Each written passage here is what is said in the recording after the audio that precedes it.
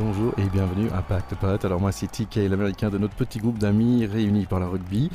Je suis très content d'être là avec deux deuxièmes lignes, notamment Charlie Bayer de Massif Central. Salut Charlie.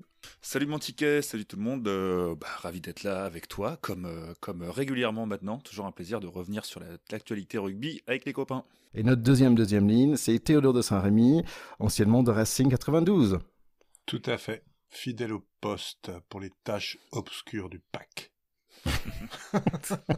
Normalement, Ticket, c'est vrai que tu nous présentes aussi Alban, qui là aujourd'hui est pas parmi nous. Alors, on voudrait s'excuser auprès de Gauthier de l'absence de la plus belle voix féminine podcast pour lui, d'après sa propre élection. Voilà, mais elle reviendra la semaine prochaine. Alban will be back. Si vous connaissez pas Gauthier, donc sur Twitter, c'est quelqu'un qui aime énormément des podcasts et qui est gentil avec nous. Et donc, n'hésitez pas à le suivre, Gauthier, sur Twitter. Il y a aussi Clégo, qui est un très bon site web si vous êtes curieux de podcasts, que vous aimez beaucoup ce média et vous cherchez d'autres podcasts à écouter que nous. Donc, vous pouvez suivre Clégo et Gauthier sur Twitter. Pardon, je m'interromps moi-même. Alors, petit souci de son vers la fin de cet épisode sur la piste de Théo. Donc ça explique une petite différence de son. Pardon pour celle-là. La deuxième information est beaucoup plus importante. Donc, on a appris le triste mort de Christophe Dominici ce soir, juste avant de lancer ce podcast. Comme tout le monde, tout le pack est vraiment très, très ému et choqué par cette nouvelle. Allez, on pense très fort à lui et à sa famille. Repose en paix. On retourne tout doucement à notre épisode.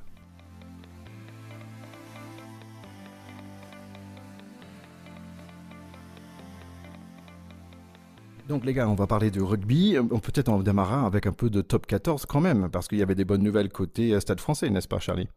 Il y avait des bonnes nouvelles, ouais, pour les Parisiens. Est-ce que la banlieue, est-ce que le 92 c'est Paris, je sais pas, mais du coup il y aurait pas des bonnes nouvelles pour tout le monde. Mais enfin bon, concernant Paris, oui, des bonnes nouvelles.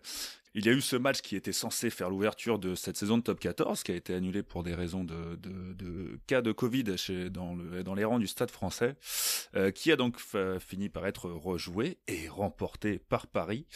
Et ça fait du bien, parce qu'après une belle victoire de standing la saison dernière, on enchaîne, on poursuit. Je pense que la patte Quesada y est pour quelque chose, parce que en fait, si on s'en souvient bien, l'année dernière, on avait eu des matchs comme ça de référence, hein, comme on dit, quand on avait battu Toulouse à la maison de belle manière. On avait beaucoup parlé aussi, sauf qu'on chutait derrière. Et Quesada, c'était un mec qu'on était arrivé il y a 6 ou 7 ans, je sais plus, mais que la première fois qu'il était arrivé au Stade français, c'était lui qui avait ramené un peu des préparateurs mentaux qu'on avait beaucoup parlé à l'époque, où c'était encore un petit peu tabou. Tout ce qui était mental, parce qu'on prenait ça pour une faiblesse, je pense à l'époque encore, mais on voit sur cette saison que l'équipe arrive à être dans la continuité, arrive à enchaîner les belles performances, et en début d'année, Alban et moi nous enthousiasmons pour le retour de ce super coach, et pour l'instant les faits nous prouvent qu'on avait eu raison de s'emballer. Il y a la patte Quesada, il y a aussi les pattes Macalou quand même, hein. Oui, voilà, ouais, pour le coup. J'ai dit qu'on est ravis de retrouver un équipe de France. Il est excellent. Il est crampant parce qu'il marche sur tout le monde. Bah ouais, je sais pas si c'est des pattes ou des bûches. Enfin, il y a un peu de tout. Parce que c'est à la fois solide et mobile. Quand il tient une forme comme ça, c'est un joueur qui peut jouer dans toutes les équipes du monde. Là, il est hallucinant. C'est vrai que Stade français, ils ont battu Toulouse et après La Rochelle et maintenant Bordeaux-Bègles. Donc ça fait 3 victoires à la suite assez sympa. La Rochelle, en parlant de La Rochelle, ils ont quand même gagné contre Metro Racing. Ouais, un match rugueux, on va dire, avec un score à l'ancienne qui finit vraiment à 9-6, 12-6 ou quelque chose comme 9-6. ça. 9-6, c'est vraiment des scores de Pro D2 dans les années 2000. Hein, quand je jouais au Racing, c'était plus trop dans leurs habitudes. Ce qu'on peut dire sur ce match-là, c'est que c'est quand même grosso modo la faute à Trinduc, hein, puisqu'il rate 3 pénalités au pied, donc sur des matchs comme ça, quand tant qu'il y passe, c'est mort. Voilà. Donc c'est un joueur que j'aime bien, hein, mais il a toujours malheureusement été un petit peu irrégulier dans cet exercice, et ça fait la différence dans des moments comme celui-là. Après, La Rochelle fait un bon match, il y a West qui revenait. Voilà, match très disputé, mais moi j'aime toujours bien voir cette équipe du Racing avec beaucoup de jeunes maintenant, des gamins dont on connaît pas les noms, qui sortent du centre de formation du club, et je trouve que ils continuent de montrer qu'ils veulent ne rien lâcher. Perdre que 9-6 à Marcel de Flandre, c'est une belle perf. C'est vrai qu'on va parler d'autres jeunes qu'on va rencontrer bientôt, mais je pense que tu voulais mettre un petit mot pour ton chouchou Sergio Parisse, Charlie. Bah oui, parce que notre petit Parissé, en plus de retarder sa retraite et de briller sur les terrains, il a aussi eu un rôle un peu curieux pour qui le connaît, mais un peu de Pascal le grand frère, parce qu'il y a Théo Dachary qui a voulu expliquer à l'arbitre qui allait le pénaliser, que s'il s'était énervé, c'était à cause de plusieurs coups qu'il avait reçus. Enfin, il voulait vraiment s'exprimer auprès de l'arbitre, au point en venir à le toucher. Et je pense que ça a un peu fait réagir Parissé, qui l'a assez violemment éloigné. Et je pense que quand tu te fais remonter les bretelles par Parissé et plus tard par Nonou, c'est que ça doit calmer un peu. Mais bon, c'était un peu marrant quand on connaît le joueur, venant d'un mec qui a été connu pour faire chier les arbitres. C'était un peu drôle de le voir s'énerver contre un mec qui s'énervait contre l'arbitre. Mais c'est toujours bien d'avoir un ancien qui joue un peu le rôle de grand frère. Bah, il a le costume du taulier, donc il explique aux jeunes du fameux papa. Voilà, rentrer dans le rang. Allez les gars, c'est l'automne, donc on va parler de Autumn's Nations Cup. Donc premier match c'est Angleterre-Irlande. Donc juste pour se souvenir, donc Irlande a battu Pays de Galles dans le début de cette championnat, et l'Angleterre n'était pas très sympa avec Géorgie avec un 40-0.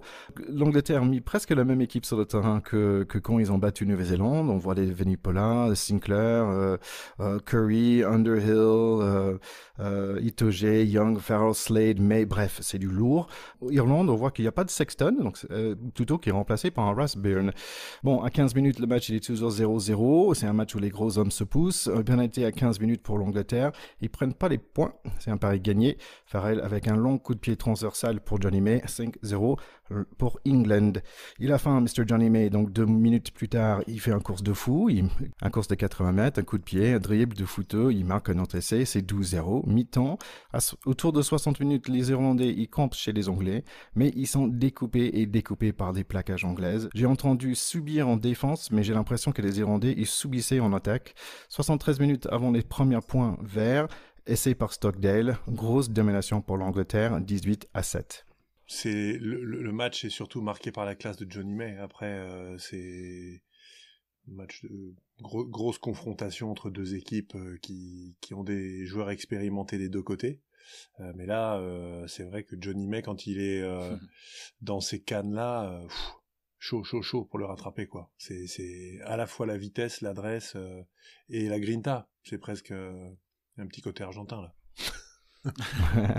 Il y a un peu de ça, ouais, je suis totalement d'accord avec toi. Le deuxième essai de Johnny May était spectaculaire. Dommage qu'il y ait personne pour le voir dans le stade. Bon, ça rend toujours un peu triste, mais. Et après, bah, comme tu dis, Ticket, c'est les Anglais, ils ont quand même soulevé pas mal de viande en défense. Tom Curry et Underhill, ils ont fait à eux deux 74, pardon. Plaquage offensif, ils en ont pas loupé un seul. C'est dire, c'est sale, quoi. C'est complètement délirant. C'est une stat qui en dit long sur l'âpreté de ce combat. L'Irlande n'est pas loin d'être passée Fanny. Moi j'attendais un peu plus de spectacle, mais bon, on va voir plus tard que ça a pas été enfin, pour d'autres matchs, ça a pas été la journée du spectacle non plus. Non, c'était pas un week-end spectacle. Hein. C'était le week-end bagarre, quoi. Voilà, c'était le week-end où ça tapait dur. Exactement ça. Et oui, j'ai pensé, les gars, vous serez contents, parce que quand même, l'homme de match, c'était un deuxième ligne, et Charlie vont plutôt, parce que c'était un deuxième ligne Ray 2. Alors, c'était Itoje de l'Angleterre. Ben c'était non seulement André 2 en plus en deuxième ligne, mais un mec que je bade un peu quand même au point de subir les moqueries de mes potes. Mais c'est vrai que c'est un joueur que moi, c'est depuis cette demi-finale de Coupe du Monde où vraiment, enfin, il marchait sur l'eau, que bah, depuis je lui trouve une classe énorme. Mais ouais, bah du coup en tant que ça m'a fait plaisir pour lui. J'aime beaucoup ce joueur. Allez, deuxième match, c'est Pays de Galles-Géorgie. 10-0 au mi-temps, 18-0 plein temps. 2 essais dans le match, mais 0 point marqué pour les pauvres Géorgiens. Contre une jeune équipe de Pays de Galles. Pas grand-chose à dire ici, sauf prochain match pour Pays de Galles, c'est contre l'Angleterre. Et pour Géorgie, c'est Irlande. Bah, j'espère que les Géorgiens vont arriver à marquer un point contre les Irlandais, parce que 40 contre les Anglais, 18 contre le Pays de Galles et 0 pour eux, ça fait mal. C'est pénible. Ils font aussi bien que les Fidjiens qui n'ont pas joué. Bah non, mais c'est pénible. Là, il faut absolument que les Irlandais laissent les Géorgiens marquer quelques points. Ouais, je pense qu'on va démarrer une petite pétition sur Internet. Allez, même un pénalité, ça ferait du bien. C'est ça. Donc, allez, si on passait à Argentine-Australie. Argentine, suite à leur super victoire contre Nouvelle-Zélande, on voit que Sanchez, il a un grand coup de pompe. À 25 minutes, on a presque un essai pour le numéro 13 d'Australie. Et franchement, c'est agréable d'entendre des bruits de foule. Ça fait longtemps qu'on n'a pas entendu ça. Fin de première mi-temps, 9-6 pour l'Australie.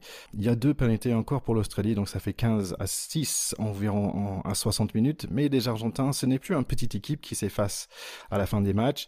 3 pénalités par la suite pour Argentine, 15-15. Le numéro 10 d'Australie rate une opportunité pour la gagne, rate une pénalité, mais il y a un coup de pied suivi par notre héros à tous, Pablo Mateo. Les Pumas ont toujours l'opportunité de gagner. Ballon sauvé en extrémiste par l'Australie. Match nul, 15-15, mais pas un match nul pour les Argentins. Ouais, les Argentins qui confirment une belle performance qu'ils avaient fait contre les All Blacks. Énorme défense, énorme engagement et énorme coup de pompe. Donc, quand t'as dit ça, t'as tout dit. Pour l'instant, le plan de jeu, c'est ça. C'est-à-dire qu'ils arrivent à, eux aussi, comme disait Charlie joliment, retourner de la bidoche dans des proportions surprenantes. Donc, ils ont l'équipe pour faire ça parce qu'ils ont une paire de gros bras qui sont très, très efficaces. Maintenant, pour redevenir une vraie grande équipe, il va falloir proposer un petit peu plus.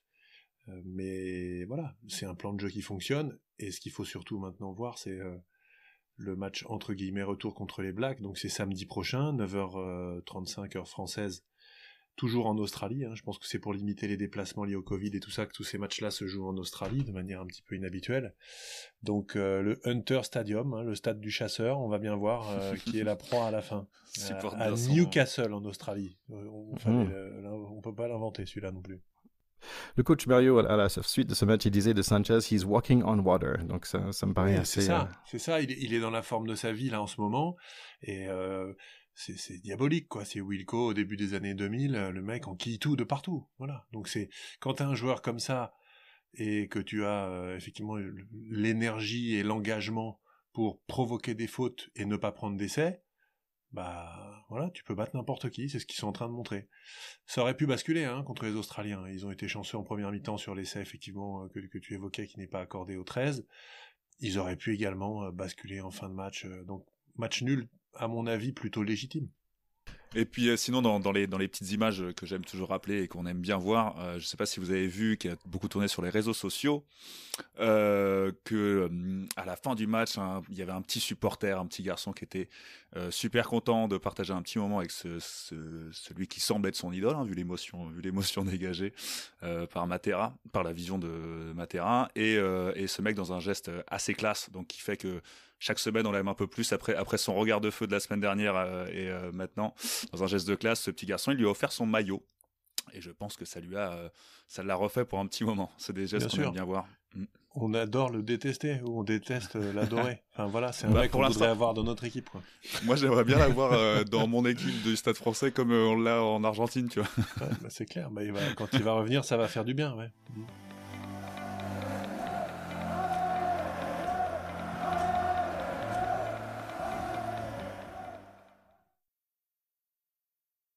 Allez, on passe au 15 de France maintenant, avec notre match à Murrayfield contre les Écossais.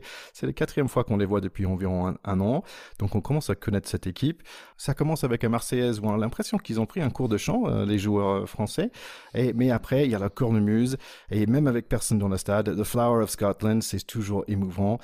Allez, ce match démarre chaud avec, à 3 minutes, on voit Vakatawa qui est vraiment en forme. Il provoque en pénalité en perçant et poussant 3 Écossais à lui tout seul. Ramos tape le pénalité, 3 points. Notre défense est plutôt sympa, donc les Écossais nous testent dans l'air. On s'en sort pour l'instant. À 8 minutes, on toque sur la porte des Écossais avec un essai refusé par Vakatawa. 6 points maintenant pour Ramos. Du coup, les Blancs sont sur notre 5 mètres. Il y a Duncan Weir, Donkey, comme on l'appelle, qui donne 3 points aux Écossais. Temps fort pour les Blancs encore. Donkey avec son style capillaire d'exception. 3 points de plus. On est à 6-6. Ballon au bleu, drop direct de 2004 de Jalibert, 9-6. Ballon aux Écossais, Duncan, where is my coiffeuse? Marque une pénalité, 9-9. Même chose de l'autre côté, arbitre provoque une pénalité, longue jambe de Ramos, 12-9. Et dans l'autre sens, avec Duncan Where is my mind, 12-12, on a un peu le sentiment que ça va continuer comme ça pendant encore 50 minutes. En gros, si tu as un meuble Ikea à monter, c'est le bon moment. Penalty juste avant la fin de mi-temps. Assez pour nous réveiller de notre sieste? Non. Mi-temps, 12-12. Ouais, une première mi-temps sous le signe de l'engagement quand même. Début de match très engagé des deux équipes. Ça tapait quand même assez fort. Comme tu l'as dit, c'était tellement bien organisé en défense que les Écossais nous ont pas mal testé sur les ballons hauts. Donc on a eu des satisfactions inégales, avec des bonnes choses et des moins bonnes. Un beau renvoi raté par Leroux. Il rate tellement peu de choses que quand il en rate un, malheureusement on peut le souligner. Mais encore un abattage de folie de ce joueur. Mais c'est vrai que bon, c'était un peu un match à sieste en première mi-temps quand même. Ouais, complètement. C'était, j'oserais dire ennuyeux. Et c'est marrant que pour un match comme ça, où ça se rentre un peu dans la gueule et où il pleut, la première mêlée n'ait eu lieu qu'à la demi-heure de jeu. Un peu étrange. Moi, j'ai trouvé, pour parler un peu plus largement, sur cette première mi-temps, il y a eu un moment où j'ai eu un peu peur d'un faux rythme. Il y a eu des fautes un peu étranges, pas mal de fautes. 7 pénalités sifflées contre la France pour cette première mi-temps. Mais il y avait un peu un faux rythme comme ça. Il y a des trucs genre la chistée foirée de Ratez où tu te dis il y a peut-être un peu de manque de qui ressemblait à rien. D'ailleurs, mais même si elle sortait nulle part, au soutien, au cas où, il y avait quand même Dupont qui est partout. Mais le mec, il est au soutien de tout, même des ratés. Mais voilà quoi, il y avait des petites choses comme ça où on se disait. Et bizarrement, c'est vers la 20e, au moment où ce faux rythme semblait nous atteindre. Enfin, moi, il y avait un moment où je m'ennuie un peu. Il y a un loupé de passe alors qu'il y avait même pas de pression défensive, mais dans les passes tranquilles, il y a un loupé. Et en fait, Ramos récupère ce ballon, fait un petit slalom entre la défense, on fait une belle remontée. Et moi, c'était là où j'ai eu un semblant de réveil, c'est au drop qui a suivi de Jalibert, quoi. Mais c'était un peu inégal. Il y avait un peu d'ennui, et moi, j'avais un peu cette peur d'une espèce de côté amorphe, un peu qui revenait sur des petites erreurs qu'on voyait comme ça, et qui me surprenait de cette équipe qui quand même nous impressionne depuis. Moi, ce qui m'a surtout déçu, c'est la dernière action du match où, pour moi, de la première mi-temps, pardon, où ils ont vraiment l'occasion d'ouvrir sur la droite, et je sais pas pourquoi ils le font pas. Et pour moi, il y avait une vraie occasion d'essai à ce moment-là. J'étais déçu qu'ils tentent pas là-dessus. Donc, ça prouve que eux aussi, je pense, étaient un peu dans les brumes de l'Écosse là. Antoine Dupont nous montre qu'il a pris un peu d'âge. Il parle aux arbitres pour faire changer un pénalité. Tout de suite après, Ficou à l'intérieur pour Ratez qui donne à Vakatawa. Essai pour des Bleus, t'es beau essai. Dunkin' Donuts marque un pénalité. Donc on est à 15 pour les Écossais, 19 pour la France. La France montre un peu plus leur supériorité, mais l'Écosse s'accroche quand même. Ils n'ont pas peur de nous, ça c'est sûr. Des jolies actions côté bleu, notamment un super molle, mais le coup de pied de Jalibert pour Teddy Thomas ne trouve pas son cible. Les Écossais sont des défenseurs solides, donc on doit se contenter que de 3 points. 22-15. Échange de coups de pied qui dure, je pense, minimum 7 minutes. À 69 minutes, on voit le retour de Hawass et qui nous gagne à mêlée, mais il perd le prochain. On mène, mais on n'a pas à l'abri. Le ballon, c'est pour les Écossais à 80 minutes. Hogg, il essaie de faire un panel touche. Mais comme les Écossais à ce jour-là, il arrive un peu court. C'est une victoire pour nos Bleus, et la victoire, c'est toujours plus beau qu'un perte. Oui, ce que tu dis en partant de la fin, c'est clair. Ce qu'ont réussi les Français sur ce match-là, c'est à maîtriser les petites choses de plus qui ont fait que c'est passé. Et l'erreur de Stuart Hogg en fin de match est indigne d'un joueur de ce niveau. Pas trouver la pénalité sur la pénalité de la Gagne pour aller chercher le match nul, c'est voilà. Nothing personal, Stuart, mais c'est nul, c'est vraiment pas possible. Je suis vraiment je peux pas accepter ça. Par contre, j'ai effectivement adoré l'essai français, hein, qui est un essai en première main super bien joué et qui est magnifique. Même si Ratez aurait pu fixer un peu mieux parce qu'on a eu peur qu'il se fasse reprendre, même si Vakatawa a dû s'écrabouiller la tête par terre pour se retourner et marquer quand même, on a eu une mini frayeur, mais le lancement était super. Voilà, ce que j'ai moins aimé, moi, c'est les Écossais qui essayent de faire dégoupiller Hawass quand il rentre. J'ai trouvé ça quand même assez dégueulasse. Et j'ai adoré Cretin en fin de match plusieurs fois, défense en l'air, défense sur touche ultra précieuse. Donc ce garçon-là va être un atout maître, je pense, du 15 de France, de l'alignement du 15 de France dans des moments clés. Là, il répond présent. Ça, c'est génial. Complètement. Pour rebondir un peu sur ce que tu dis, c'est vrai que tu avais cet essai qui était super beau construit. Moi, j'ai moins peur de Rates que de Vakatawa à la fin, qui joue pas du tout le 2 contre 1, qui va complètement. Bon, après, avec une réussite que nous ne pouvons que constater, quoi. Mais bon, il va. Quand t'as 200 chevaux au cul, ce qui est son cas, c'est plus facile de rater les trucs. Ça aide un peu plus. Mais c'est vrai que cet essai était super intéressant parce que moi, il avait vraiment souligné pour moi l'importance que prenait Ficou un peu dans cette ligne de 3/4 où vraiment il est décisif. On le voit pas au bout des actions, mais on le voit au départ de pas mal. Où là, en l'occurrence, il fait le choix de redonner un Ratez.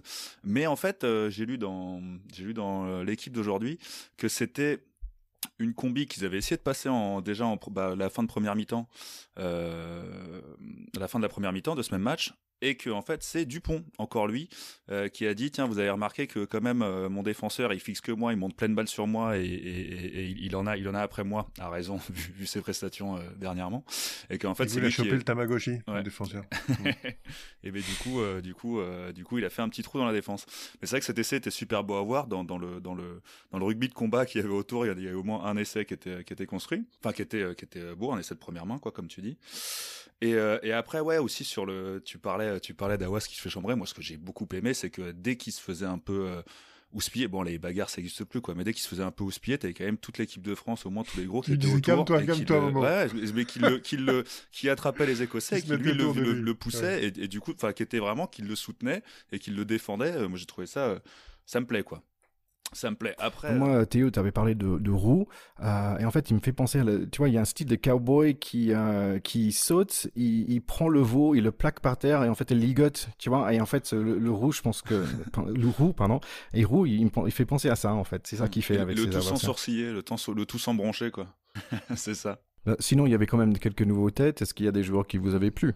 Je pense que je voulais parler un peu plus globalement du match, ce que j'avais un peu évoqué pour la première mi-temps, mais qui était vraiment visible sur l'ensemble du match, c'est que on voyait que ça repartait quand même beaucoup. On refaisait beaucoup jouer au ras, les gros repartaient beaucoup. Il y avait en première mi-temps les ailiers, ils ont jamais vu le ballon.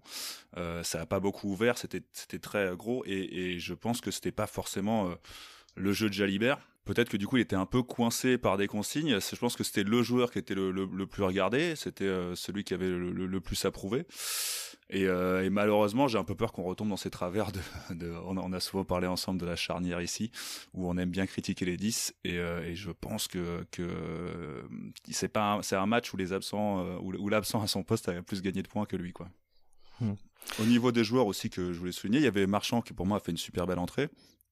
Il faut quand même souligner, sinon j'ai un pote qui va m'arracher les yeux si je souligne pas, mais il a fait des contre-rock plus grattage derrière. Enfin, il était très bon, là-dessus. Gros client. On a quand même l'autant l'équipe de France était forte sur sa première ligne. Là, on retrouve des mecs, les titulaires qui d'habitude étaient remplaçants ont fait une très belle prestation. Quand le banc est rentré, ça a été très propre. Et puis on a quand même des mecs de classe. Enfin, on n'a pas encore parlé d'Aldrit, mais sur ce match encore, il a été énorme. Vakatawa, il est énorme. Je charriais un peu tout à l'heure qu'il joue pas les 2 contre 1, mais bon, de toute façon, quand t'as son gab, t'as raison de pas les jouer, quoi. Limite, t'as Kamisha. Enfin, t'as quand même des mecs qui ont leur place dans des très très bonnes équipes internationales, quoi. Il y avait un de nos écouteurs qui a dit, Joe Fontaine, il a dit que ça manquait effectivement un peu d'animation, mais une bonne conquête et une bonne paire de centres qui fait plaisir à voir quand même. C'est vrai que d'un coup, on avait vu pour la première fois des petites erreurs, et ça fait longtemps qu'on n'a pas vu ça, et je trouve que ça nous fait penser quand même qu'on a été gâtés pendant ces 6 nations. Donc quand même, on voulait prendre notre revanche contre cette équipe d'Écosse, et je pense que quand même on l'a bien fait. Ouais, moi je vous rejoins tout à fait, c'est-à-dire que on devient peut-être un peu trop délicat, nos papilles deviennent trop délicates, on veut du plus à chaque fois, mais mine de rien c'est un match qu'on n'aurait pas forcément gagné il y a quelques années. Je pense que l'équipe de France regagne de l'intérêt aux yeux du public. D'ailleurs, il y a un quart des téléspectateurs pendant cette tranche horaire qui étaient devant ce match, donc c'est que l'équipe de France attire à nouveau, et c'est tant mieux, et elle attire à raison. Je pense qu'il y avait pas mal de stratégies aussi dans ce match-là. il y a eu du combat et mine de rien, même si on parle d'indiscipline, j'ai pas les stats en tête, mais j'ai quand même l'impression qu'au final, à la fin du match, on a fait moins de fautes que notre moyenne de fautes notre moyenne de pénalité encaissée, enfin notre moyenne de pénalité contre nous, sifflée contre nous pendant le tournoi Destination. Un petit truc quand même sur Tao Fifenoa qui revenait plus ou moins, qui a fait un super match pour moi. Il faisait peut-être un peu partie de ces mecs qui pouvaient penser avoir vu le train passer, et il revient, il fait une très très belle prestation. Ça me fait plaisir pour lui. D'accord avec toi, Charlie. Super content de voir Romain Tao Fifenoa à ce niveau. Grosse présence physique, présence dans le combat et puis dans le jeu également un peu. N'oublions pas que on est toujours heureux de voir des Wallisiens dans notre équipe de France. Ils viennent du bout du monde. Pendant longtemps, on se disait mais où sont nos Iliens ? Bah, ils sont là. Donc la tribu des Tao dans le sillage de Willy Tao Fifenoa, le précurseur passé par Mont-de-Marsan et Grenoble. Et qui n'est autre que le papa de Romain. Bon sang ne saurait mentir. Pack de potes, terrain 10. Allez, donc super match pour nos Bleus. On a un autre match dans une semaine contre les Italiens. Donc voilà, donc on a hâte de voir tout ça. Donc si on parlait aussi, il y avait un autre deuxième match pour notre équipe de France. Cette fois-ci, l'équipe de France féminine. Donc là, dans tous les matchs qu'on a déjà parlé, il y a 4 matchs. Je pense qu'on a eu 6 essais dans ces 4 matchs. Et là, quand même, dans un match dont on va parler, on va avoir 6 essais aussi. Donc franchement, c'était un sacré match. Donc 15 de France Femme contre les Anglaises. Ça démarre, je trouve que c'est déjà pas juste parce que les Anglaises, ils ont une vraie chanteuse pour faire leur anthem. Je pense que ça, c'est pas vraiment correct. Bref, le match démarre assez bien pour les Françaises. Il y a des jolies mêlées. Il y a des Anglaises qui sont en difficulté. Nous, on loupe en pénalité, mais on est de retour. Faute contre les Anglaises. Ça passe pour Douan, 3-0. Ballon aux Anglais. Ils ont face à une défense très solide des Françaises. Coup de bol pour Haysan suite à un mauvais passe. Un essai non transformé. Pas très juste, mais c'est 5-3. Mais c'est comme ça. La France ne baisse pas les bras. Essai pour Emeline Gros. Les Anglaises sont un peu endormies, mais les ballons commencent à tomber par terre pour les Bleus aussi. Il reste un autre touche perdu par les Anglaises. On reprend la balle. On va la distance. Super essai de numéro 14, Cyrielle Banet. 15-5 mi-temps pour la France. Deuxième mi-temps démarre moins bien pour Miss Banet, carton jaune, donc essai logique pour les Anglaises, 15-10, toujours pour la France, mais les Bleus limitent un peu les dégâts avec un autre pénalité, 18-10 pour la France. À 60 minutes, un gros changement d'effectif avec 8 remplacements. Elle commence à gratter les ballons, des Françaises. Après des longues séquences de jeu, numéro 14, Banet fait son doublé, après une passe de 12e ligne. Mais attention, la talonneuse anglaise Cocaine est entrée dans cette armée de remplaçants. Donc la fête va commencer pour les Anglaises. Même chose que la dernière match. Touche, molle, essai de Cocaine à 70 minutes. Les Anglaises sont remontées, elles sont en confiance et bam, un nouvel essai. On perd nos moyens, on perd une touche, on est pénalisé pour un mêlée. On échappe presque la puissance et la pression anglaise, mais pénalité contre Chaussa à 80 minutes. La joueuse de l'année dernière n'avait pas raté une pénalité de 20 mètres. Angleterre 25, France 23. Match cruel pour nos Françaises. Clairement, je pense que le match à suspense, il était là du week-end. C'est cruel parce que bon, on avait un peu pris une dérouillée chez nous à Grenoble la semaine dernière. Là, chez les Anglaises, on arrive avec des belles intentions. Ça travaille bien. Le deuxième essai, moi, le premier du doublé, je l'ai beaucoup fait. Pour moi, il y avait ça, on relance quand même de nos 20 mètres, donc ça montrait un petit peu de confiance quand même. Je pense que c'était ce qu'il y avait pendant tout ce match.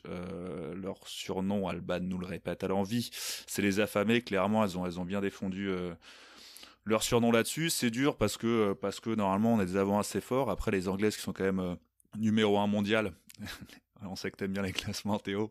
Les Anglaises qui sont quand même numéro 1 mondial, elles ont joué avec leur grosse, quoi, sur 2 essais de 2 cocottes en ballon porté. On n'a pas pu faire grand chose dessus. Sur l'essai que tu cites avec la petite passe de deuxième ligne, cette deuxième ligne en question, c'est Safine Diaye, qui avait commencé en 8 et que j'aimais déjà beaucoup à l'époque. Je ne comprends pas que cette meuf ne soit pas devenue une star parce qu'on ne voit qu'elle.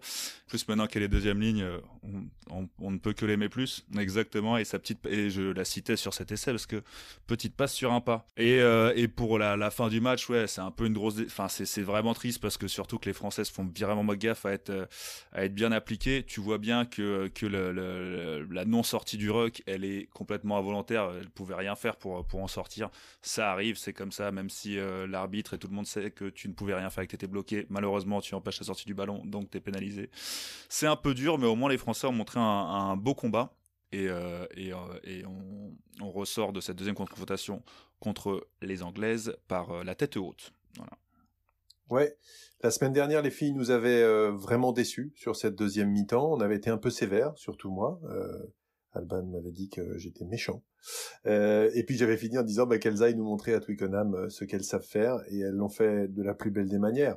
Sur ce match-là, il y a tout ce qu'il faut, sauf la victoire, malheureusement. C'est un peu la tradition des 15 de France qui vont perdre chez les British en méritant de gagner.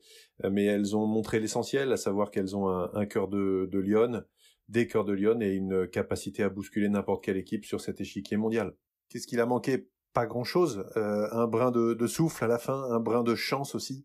Mais l'essentiel pour faire une grande aventure était là, avec des belles qualités techniques, stratégiques, un engagement de folie, et puis du suspense, ce qui a presque manqué chez les garçons.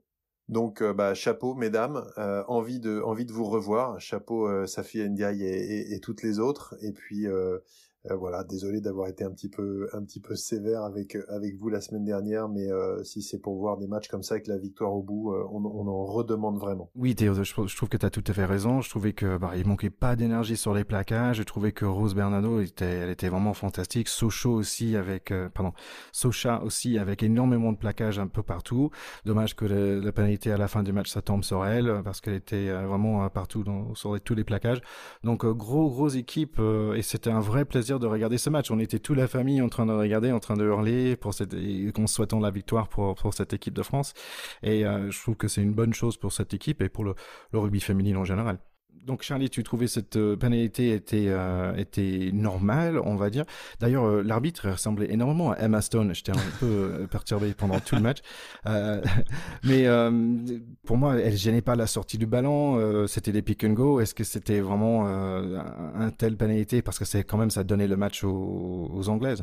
C'est une zone où il y a pas on laisse pas de place à l'interprétation de la règle. Où c'est vrai que là, pour le coup, en fait, s'il y a moyen de gêner, mais tous les gros connaissent ça, où tu t'essayes de t'extraire, et justement, quelquefois, le vice, il est plutôt dans le fait de retenir le mec qui essaie de s'extraire pour justement qu'il se fasse siffler. C'est plus le vice est plus à l'inverse maintenant, mais malheureusement, c'est cruel pour les Bleus, mais pour moi, c'est vraiment un truc qui doit être sifflé, parce que sinon, ça devient très très vite pénible s'il y a une zone de peut-être dans le fait de ralentir les balles. Ouais. Bon, merci à nos filles quand même pour un super match à regarder. Et donc on va se retrouver pour la semaine prochaine où on aura quand même notre match contre l'Italie. Donc à très bientôt les garçons, merci beaucoup. Mais ouais, on se voit souvent en ce moment, c'est cool, on se rattrape de toute cette absence de rugby qu'on a eu cet été. N'hésitez pas à nous faire des retours sur cette orgie de rugby auquel on a droit depuis quelques semaines. Est-ce que ça vous en fait trop? Est-ce que ça ne vous fait pas assez? En tout cas, on est très content d'avoir à chaque fois vos avis sur Twitter, sur Facebook, sur Instagram et même sur Apple Podcast parfois, puisqu'on a eu un super message de Disto qui nous a dit un podcast qui parle de rugby et qui le fait bien, podcast très plaisant, des petits messages comme ça nous fait très plaisir, on te remercie beaucoup Disto, et vous aussi n'hésitez pas à nous dire ce que vous avez aimé, ce qui nous manque ou ce que vous avez hâte de réentendre. On a très hâte de vous retrouver la semaine prochaine. Allez les gars, à très bientôt. Ciao les gars. Bye bye.